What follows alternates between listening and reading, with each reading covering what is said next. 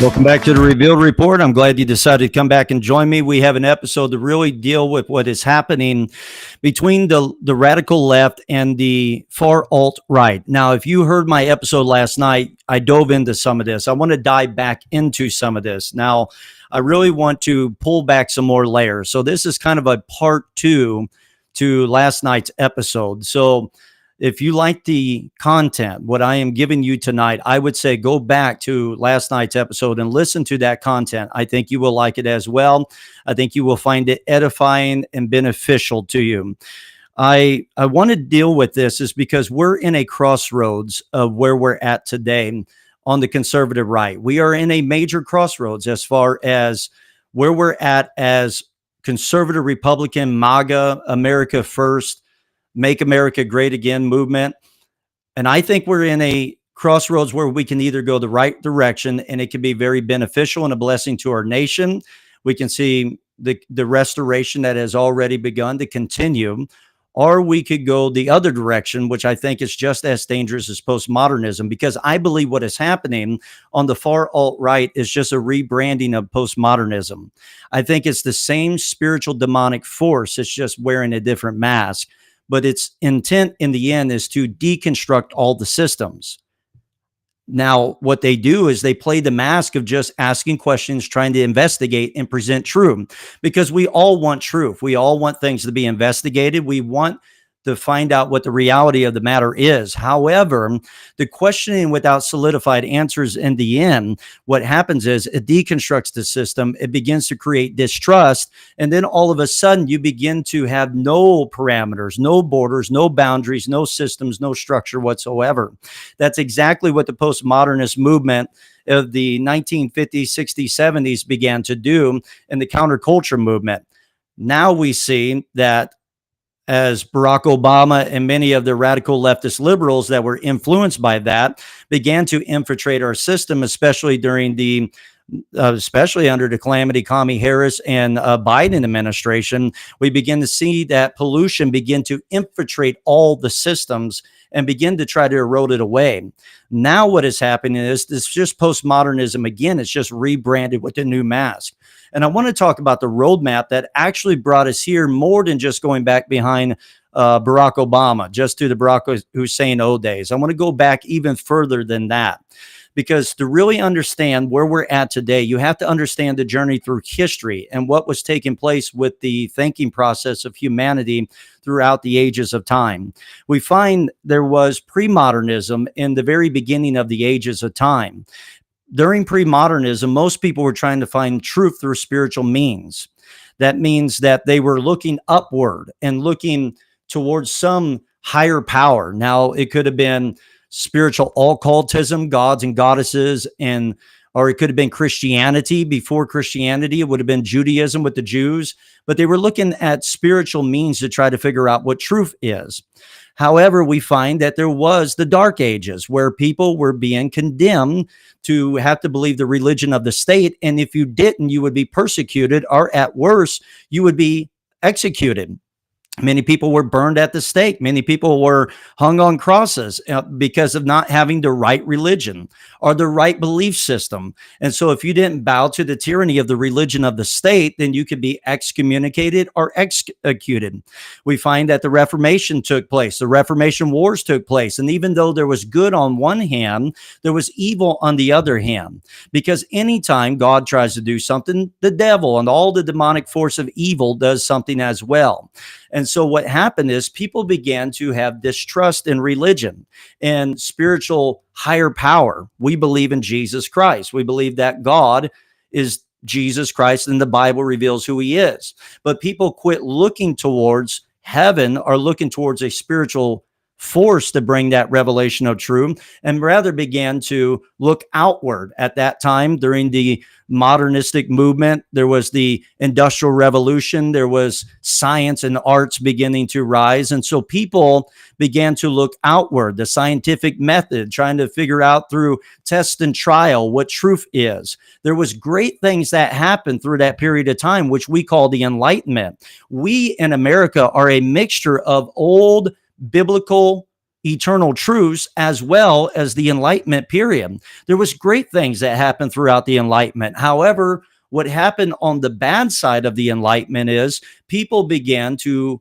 turn away from the Bible. Many people started looking towards Charles Darwin's theory of evolution. People started looking at Friedrich Nietzsche, God is dead, he remains dead, and we have killed him, the murderer of all murderers. People started looking at Karl Marx and replacing God with government, replacing heaven with a utopian paradise, replacing sin with social injustices, replacing Jesus Christ as the Savior with government that's going to save us. And in the end, it's going to be a utopian paradise where everybody has equitable, equal ends. So we find that these evil ideologies began to rise up, and they began to promise us that it was going to bring all the answers. It was going to bring peace, and it was going to take care of world hunger. It was going to end wars and rumors of wars. However, it did the exact opposite. World War I, World War II, Vietnam, Korea, all of those were a byproduct of what happened with the rising up of the modernistic time frame. Humanism, human rationale, human reasoning began to rise up. So what you find is in pre-modernism, there was a mixture of good and evil. In modernism, there was a mixture of good and evil. But because of the promises of modernism failing, Karl Marx's promises began to fall flat. And because of the wars of Hitler and Stalin, which both were anti-God and anti-Bible, getting rid of the Bible didn't cause the wars to go away. All it did was further it and made evil monsters. But because the promises of peace and all of these things fell flat and didn't work, people began to go back and adopt Friedrich Nietzsche's ideas, which Friedrich Nietzsche actually was concerned with the collapsing of the Christian system and structure, but he also believed that Christianity is false, that there is no God, and that during the Dark Ages, the religion of the state was just using it to suppress the people so they would not rise up to go after more, that they would not revolt against those that were in charge, the leaders that wore the cloak and hid behind the mask of Christianity to push tyranny down on the people.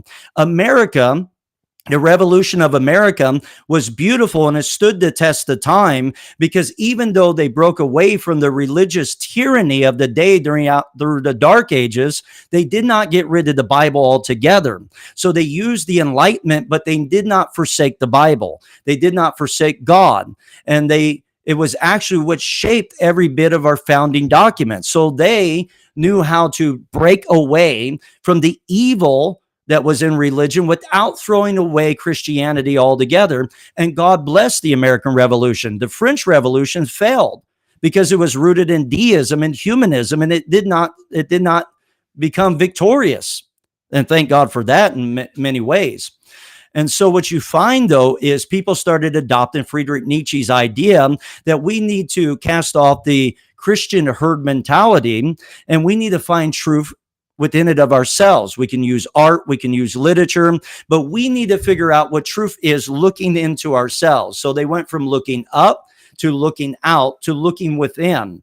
And what it did is it created this postmodern idea that we can create whatever truth we want, that truth is subjective to our own personal perspective, that there is no actual objective realities and real life truth, that truth is whatever we make it to be. Now, he understood that there was great danger in that. Matter of fact, he warned that the Marxist ideology could take over because people could replace God with government. And that's exactly what happened with Hitler and Stalin and with the communist revolutionary takeover in China. That's what happened, is the communists became God in those nations, running God out. So Friedrich Nietzsche was concerned about that, but he thought somehow there could be a balance in between, that we can get rid of our belief in God without having government as God and somehow not fall into full-blown nihilism. It was not successful. We find, though, that because of the Vietnam War and the cameras going down into the war field, the counterculture movement of the 1960s, the drug, sex, and rock and roll hippified movement that was taking place. Also, Aleister Crowley's teachings began to rise up, and the music of like Led Zeppelin, the Beatles and different things, his idea of a new aeon, a new age, do whatsoever thou will. It went perfectly in alignment with Friedrich Nietzsche's God is dead theory. Also, the critical theorists came into America.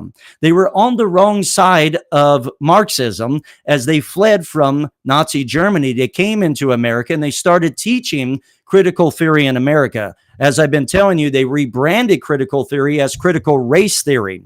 And that was to critique everything, question everything, so that you can uproot the system and claim everything as liberation. You're liberating women from the oppression, so they don't have to be moms and wives anymore. You're liberating people from gender ideology, because gender is just a social construct. So you're liberating them.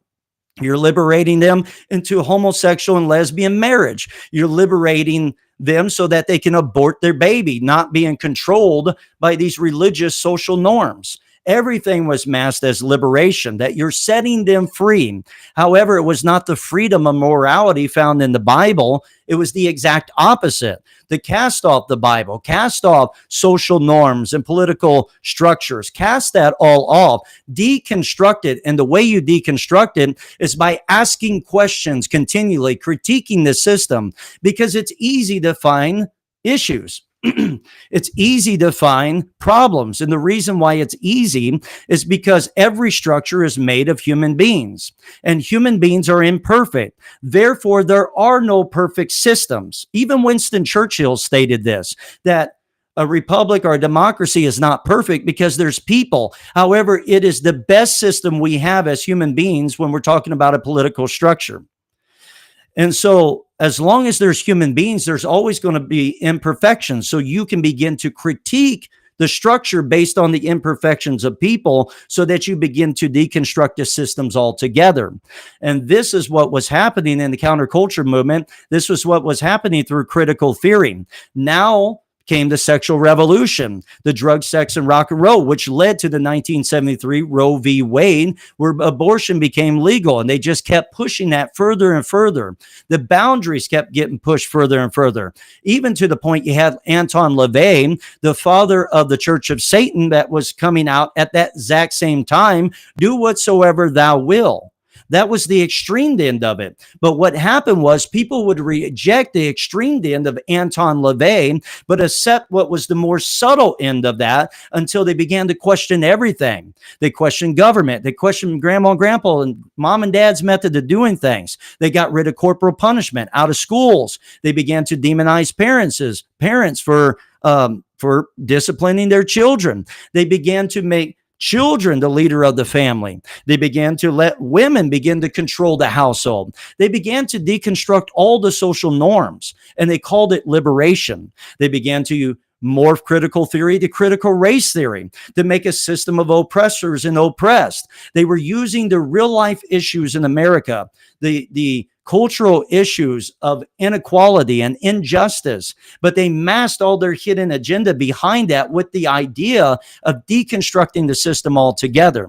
This is what Barack Obama was doing when he came in. This is why postmodernism. I was in the college university after President Obama became the president of the United States. I watched it infiltrate into the college universities. In just a matter of a year, they began to push postmodern ideology, even to the point that they were trying to tell students that we don't even know if we're actually looking at each other. This could all be a figment of our imagination. It was a postmodern idea of question everything, trust nothing, deconstruct the system within. This is what the agenda of the radical left was all about. And you find that they did a very successful job at deconstructing much of America's political trust. Much of the trust of the people in mainstream media and in politics.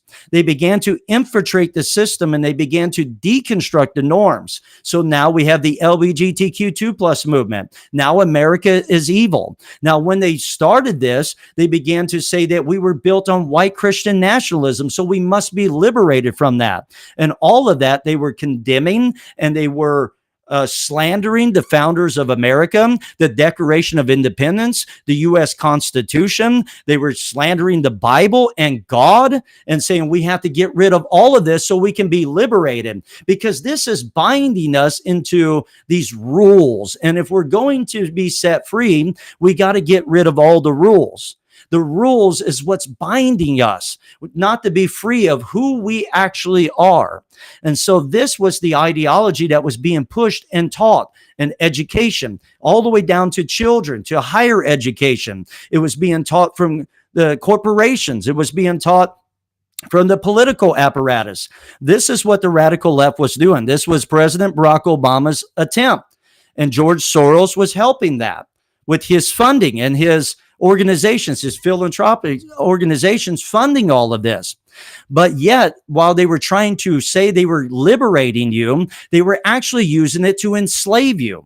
Because what they began to do is say, we're trying to liberate you from these old social norms. Who told you you're a boy? Who told you you were a girl? Who told you that homosexual marriage is not natural? Who told you that lesbian marriages are not natural? But yet, while they were doing that, they were empowering the government to enslave humanity to their control, to the point that they could tell you whether you can have a gas oven or not, whether you can drive a gasoline vehicle or not. You became enslaved to them. They wanted to suppress you to their rule while saying they're liberating you. This is how you can get Queers for Palestine. That's how radically crazy it can get, even though if they go over there, they'll be executed for their homosexual lifestyle or their lesbian lifestyle. It's not accepted over there in the Middle East.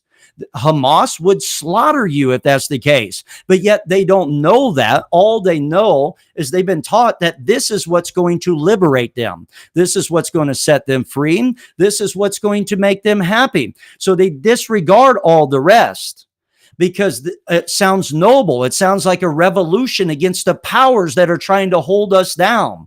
So the Pharaoh is no longer sin. It's no longer iniquity. The Pharaoh is the conservative biblical principles. That's what we got to be free from. So they began to deconstruct the systems while empowering the government to begin to rule over you in every aspect of your life. During COVID-19, they pushed it to the borders, while the whole time they were saying, trust us, we're trying to keep you safe. We're out for your good. We're trying to protect you, while all they were trying to do was actually enslave humanity. Now, what has happened is the government lost trust because of the JFK files not being released, because the MLK files not being released. And honestly, the Epstein situation is causing some of that too. Now, there are some people that want me to talk about Epstein. The reason why I'm not talking about Epstein is because I don't have enough solidified evidence to talk about it. Because we're living in a generation where people want to peddle conspiracies rather than trying to figure out what truth is. Until I can build the argument, until I can build the case, I'm not going to present it. I'm not going to do what Jihadi Candy Owens is doing and just throw everything against the wall, say things that I don't have enough solidifying evidence for. That is not investigative journalism. That is pushing and peddling conspiracy theories, hoping that you're right. Also, we can be sued for defamation of character. So that's why I'm very careful that I don't speak something unless I can prove and bring the receipts of what I'm saying, and not quasi receipts, actually true blue receipts. True blue is not in Democrat, because that wouldn't be true. But I'm talking about actual receipts that I can bring the evidence to you. How I operate is I build the case, and then I go before you when I actually have the case built. I don't just throw it all against the wall and pin it like some crazy conspiracy theorist like the Tucker Carlsons and the Candy Owens want to do. That's why I'm not talking about Epstein. It's not because I'm fearful to talk about it. It's not because I won't call out Trump if he's wrong. It's because I don't have enough evidence. And I'm slow to go out and just say something, because we lived through the Russian collusion hoax. We lived through the Hunter Biden laptop lies. We lived through all of that. And so I want to make sure that what I'm presenting is actual evidence, true information. I don't worry about being the first one to come to you. I worry about being the one that's right, that I'm presenting actual truth, not just some theory. And if I ever present a theory, I'm going to tell you it's a theory. But what I have seen now is that the radical left has pushed some of the people on the right to the far right. And if there was any double-mindedness that they had, now it's becoming exacerbated. If there was any leaven of wrong in them, it is beginning to leaven the whole lump. And so what happened was, because they called us conspiracy theorists so much, and they broke our trust in the government. They broke our trust, and we did believe in questioning. We did believe in investigating. We didn't believe in just accepting the narrative of the day. We weren't going to buy the lies of the mainstream media. We were not going to buy the lies of the radical left. We were not going to buy the lies of Dr. Flip-Flop Fauci. We were right in our investigation. We were right in white. We were right. I've been talking about the system of oppressed and oppressor so much, I'm getting all mixed up. I need more coffee. Anyways, and it's Friday. We were right in questioning the narratives of the day. We were right in questioning Dr. Flip-Flop Fauci. We were right in questioning whether COVID originated in Wuhan. We were right in questioning whether it was done by gain-of-function research. We were right in questioning Hunter's laptop. We were right in questioning the efficacy of the vaccine. We were right in questioning what the motive of government was during COVID-19. We were right in questioning whether the George Floyd death was being used to push a greater divide between the races for a political purpose, or was it as bad as what it seemed? We were right in questioning all of these things. However, we were not just trying to question, we were trying to find answers. And when we found those answers, we made that our structure we stood upon. We staked our flag in the ground on what we have found to be true, and we began to build our ideas, and we began to build everything on the structure of those truths. The postmodernist movement was dangerous because it brings you to no truths. It questions just to deconstruct, not to build up, but to tear down. And the only thing they're trying to build is a government tyranny over the general public. We, on the other hand, we're questioning so that we can find truth. That's true investigative journalism. That's true investigation, so that you find what is factual and you begin to build your life on what is true. But what has happened is there are grifters on the right, and there are some that's been pushed to the extreme, because what happens is when you pull a snapling so far, when it breaks, it begins to snap back far the other direction.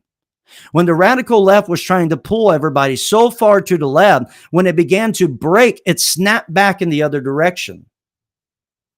So what happened is there was great distrust all the way back during the Obama administration. Under George W. Bush, we were right in questioning things. We were right in not trusting the Bush administration and everything. So President Barack Obama knew that, and he used that to push his hope and change and to fundamentally transform America. However, what happened was it took us into something that was far worse. Trump also seen the problems. Trump seen the issues. And instead of trying to make it worse, he was trying to restore us back, to make America great again. And Trump also furthered our questioning, rightfully so. He was the one that went out there and showed us that the donor class was the only ones at the RNC. When they were booing him, he said, you know why they're booing me? It's because our people aren't here, because that's all their donors. He began to also help us question the institutions and question the politicians and question mainstream media. He was the one going out there, fake news. And so we began to question, rightfully so. But Trump's agenda was not to bring us to deconstruction, but rather to reconstruct the things that have been broken. And when I say reconstruction, I don't mean the Ku Klux Klan. I don't mean white supremacy. I don't mean fascism or the Gestapo. What I mean is making America great again, going back to the founding principles of America that made this nation so beautiful. So he understood that there was questioning, and he helped further the questioning, but for the right cause. But what happened was we were fighting the left so much. We were fighting the institutions so much. We were fighting the deep state so much that some didn't know how to balance it, and they went far the other direction. Some of them were always just going with where the wind was blowing. There was always some that was trying to capitalize on the day so they can act like the revolutionaries, like Jihadi Candy Owens. that never really had this inside of them. They always been grifters, and now they're just grifting in another way. Now, what makes it bad is if they ever get one thing right, then people will accept all the lies. That's what makes lies powerful. It's packed behind a little bit of truth. So what happened is people were pushed so far the other direction, some not intentionally. I think Nick Fuentes is just a byproduct of snapping back too far the other direction, honestly. I believe Jihadi Candy Owens and Tucker Carlson's are actually grifters trying to use the opportunity to further their subscribers using sensationalism because they're making money on it.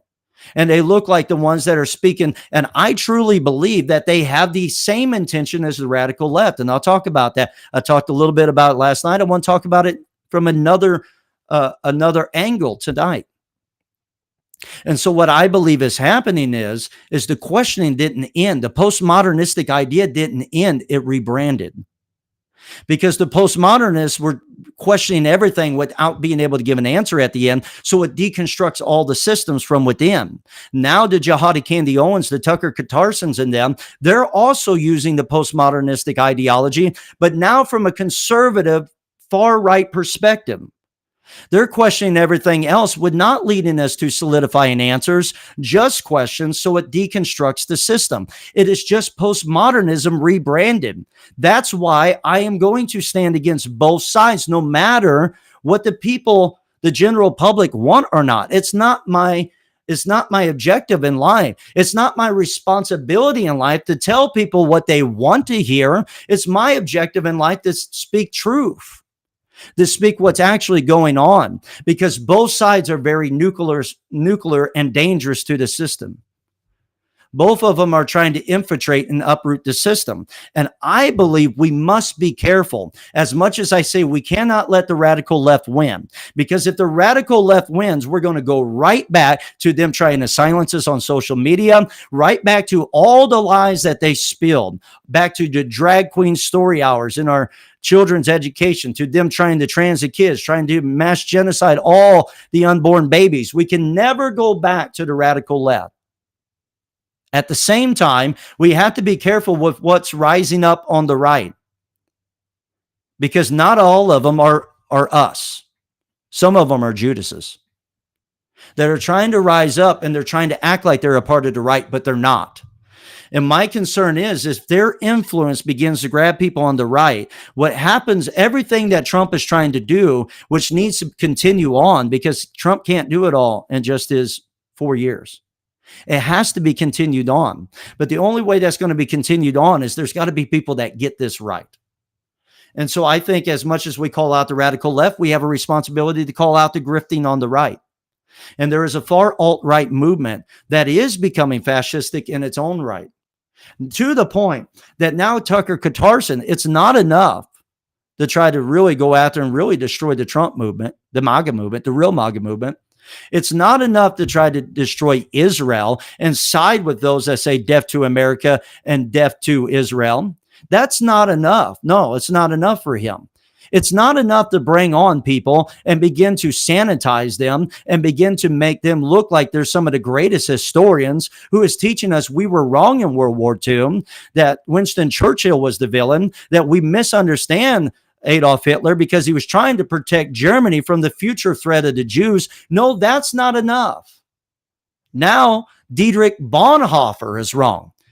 Dietrich Bonhoeffer, the Lutheran pastor who was trying to convert hearts until he realized that the Nazis went so far that they have seared their conscience with a hot iron rod, and he understood the threat, and he actually was a part of trying to assassinate Hitler because he was trying to get rid of the evil dictator who was mass genociding the Jews and coming after the Christians. And now he is wrong.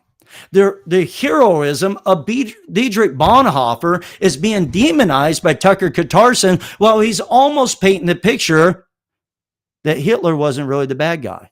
But he insinuates it without outright saying it. So that way, if you try to call him out on it, he begins to deny it. This is what Candy Owens is doing. How are they getting away with it? Because they're making it, they're playing into the distrust. Now, isn't it amazing that the radical left wants to talk about Jeffrey Epstein? Now, look, I don't know how I feel about it. I'm just being honest with you. I'm not going to speak something until I have solid evidence for it. I'm not going to grift and lie to you. I'm not going to try to speak sensationalism just to get more subscribers. I have to be able to build the case and present the case. And so I have not spoke about the Epstein, not because I don't care. I do care. I deeply care. But I want the integrity is more important than me speaking something that gives me more subscribers. We want subscribers too, but we want it based on truth. So by the way, if you like this, hit the subscribe button, share us with somebody else. Put that plug in right now. I only build cases when I have evidence, not like the radical left or the far alt-right. The radical left wants to use Epstein now. Why weren't they using it during the Biden administration? Why weren't they using it over the last 4 or 5 years? Why weren't they using it before that? They are selective when they want to try to use it. And so it's hard for me to believe they have any goods, just like the Russian collusion hoax. But now look, if there is evidence that shows any of the people we are supporting is wrong, we'll call that out. We'll call it out. I don't have all that evidence yet. I can't call out what I don't have evidence for. But isn't it amazing that the radical left want to use that now to try to divide the base, to try to break up MAGA, to try to break up America First? And ain't it amazing that now the far alt-right, the Candy Owens, the Tucker Katarsons and them, they also want to join league with the far radical leftists? To do what? To break up everything that is happening right now. To stop what is happening. To stop all the progress we are making. And the worst part about the far alt-right that makes it even more disturbing for me than the radical left is the radical left doesn't even claim to be deeply Christian. They're more atheistic. They're more humanistic. Some claim to be Christian in the social gospel. We've already dismissed all that. But the far alt-right, they claim to be the true Christians. The far left, the radical left, demonizes us as being Christian nationalism.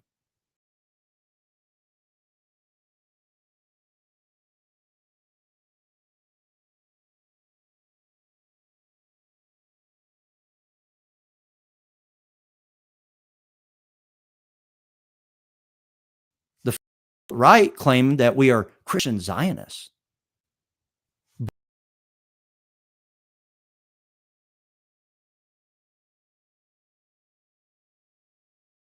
Let's see back. Here's some of that anyways. The problem that with the right in comparison to the radical left is the radical left doesn't claim Christianity. Except for the social gospel ones. We dismissed that years ago. But the far alt-right, they claim to be the true Christians. The far radical left claim that we are Christian nationalists, and they demonize us for that. The alt-right, they claim us to be Christian national or Zionists, excuse me. Both of them have the same agenda. Both of them are just a rebranding of postmodernism to deconstruct the system.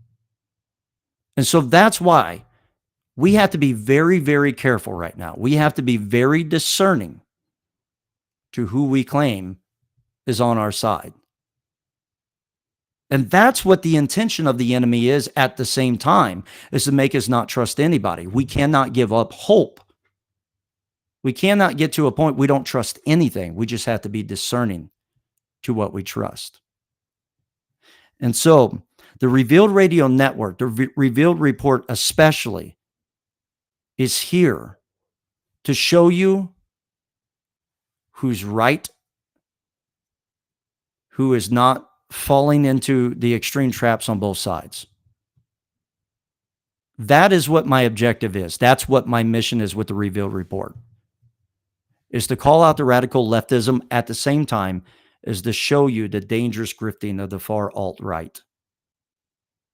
It's not to take pleasure in calling out names, but rather it is to call out the ideologies that, if not careful, is going to destroy everything Trump has been doing in this year and will do over the course of the next 3 years. So we need to be careful we don't fall into sensationalism of either radical side. I noticed that I lost connection. I hope that this came out. If not, we will come back and we will talk about it again. And I'm actually working on a documentary called a Revealed documentary that's going to be talking about this very issue, but it's going to go more extensive. It's going to dive in deeper, and it's going to show you exactly where we're at, where we're headed, the two paths we can take on the conservative right. Well, the church will be standing tomorrow. Jesus said that it's built upon this rock, the gates of hell shall not prevail against it. But if the republic has not totally been burned down by tomorrow, America, I love you. I'll see you then. Oh, join me tonight for the Oracle podcast, 7:30 p.m., as we dive into Revelation chapter 3, Revelation chapter 7. Sorry. God bless. Have a great night.